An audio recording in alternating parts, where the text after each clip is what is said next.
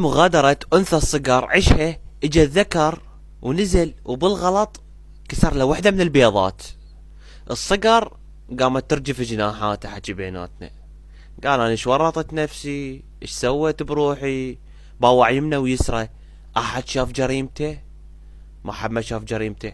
قعد يتذوق بطعم البيض وقال هي جريمة وصارت، باوع يمنى ويسرى واكل البيضة كلها. هي قال بعد انكسرت ليش اذبها؟ وبعدين خفى جريمته، خفاها براها غلس على الوضعية. اجت النثية مالته نطته اكل، تجيب له اكل عود وتهتم بيه لانه ساعدها وشكرته لانه ساعدها على بيضاتها واكل.